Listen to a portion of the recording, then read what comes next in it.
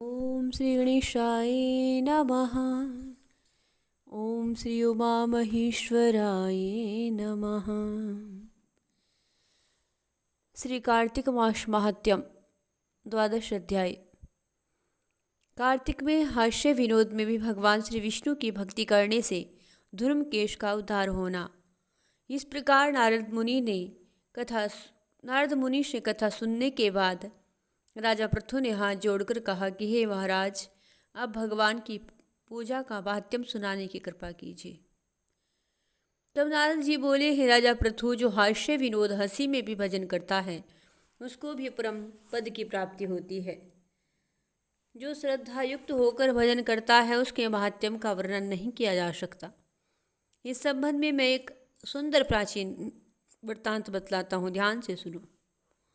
नारद जी ने कहा, कलिंद पर्वत पर दीर्घपुर नामक नगर में सुबाहु नाम का एक अत्यंत धर्मात्मा राजा राज्य करता था। वह प्रजा का पुत्र के समान पालन करता था। उसके धर्मकेश नाम का एक पुत्र था जो अत्यंत दुराचारी, परिस्त्रीगामी, चोर और जुआरी था। पुत्र के दुराचरणों को देखकर राजा सुबाहु ने उसे ताड़ना दी, परंतु वह किसी प्रकार नहीं माना। एक दिन गेंद खेलते हुए उसकी गेंद छोटी रानी के महल में जा गिरी।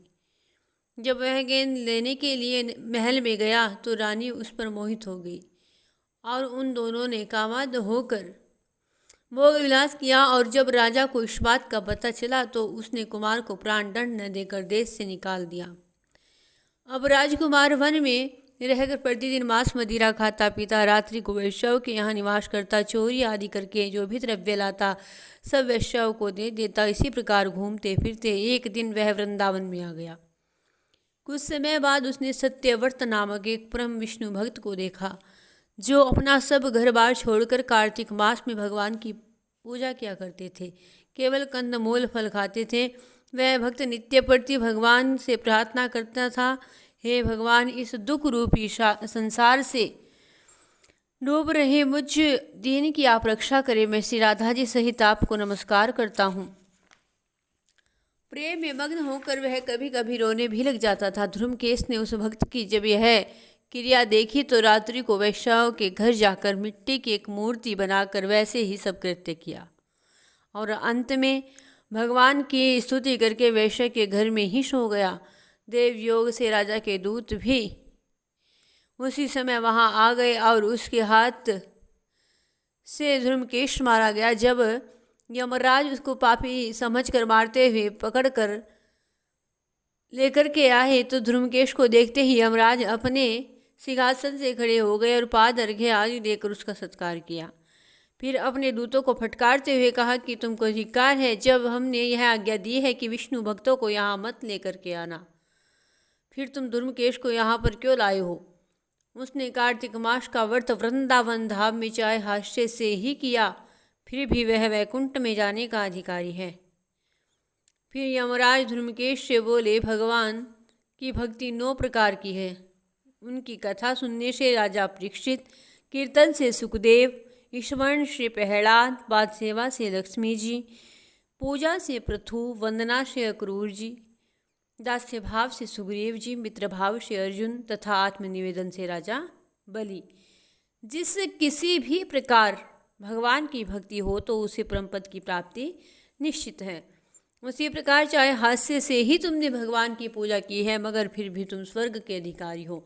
यद्यपि अंत समय से पूर्व किए हुए अपने कर्मानुसार तुम नरक के अधिकारी थे, तथापि अब निश्चय ही तुम्हें वैकुंठ धाम प्राप्त होगा। कार्तिक मास में की गई भगवान की पूजा कभी निरर्थक नहीं जाती। यहाँ पर जहाँ पर भगवान श्री शालिग्राम है वहीं पर गंडकी नदी तथा अन्य तीर्थ है।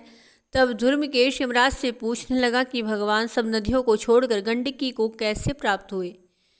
यमराज ने कहा, किसी समय वेदशिरा नामक ऋषि सब लोगों की हित कामना से गंगा जी के तट पर तपस्या कर रहे थे।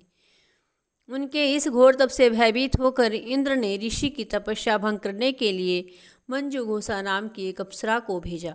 मंजुघोषा उस रमणीक स्थान में क्रीड़ा करती हुई अपने रूप और यौवन का प्रदर्शन करके अनेकों हाव भाव दिखाने लगी।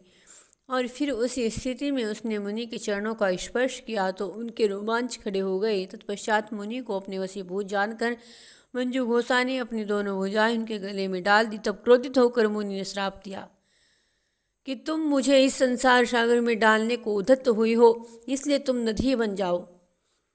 तब मंजू घोषा ने प्रार्थना की मुनि से कि हे मुनि, मैं श्राप के योग्य नहीं हूँ, मुझे क्षमा करे। उसकी प्रार्थना से गर्वित होकर मुनि ने कहा कि जब किसी समय भगवान श्री विष्णु वृंदा के श्रापवश शिला रूप होकर तुम में गंडकी में स्थित होंगे, तब तुम भगवान को धारण करने वाली होगी। इस प्रकार मेरे द्वारा दिए गए यह श्राप तुम्हारे लिए वरदान से भी अधिक श्रेष्ठ सिद्ध होगा। यमराज कहने लगे कि हे राजकुमार, अब तुम विष्णु भगवान के लोक को जाओ। तब ध्रुमकेश सुंदर विमान में बैठ करके श्री वैकुंठ धाम को चला गया। बोलिए श्री लक्ष्मी नारायण भगवान की जय, श्री राधे कृष्णा की जय।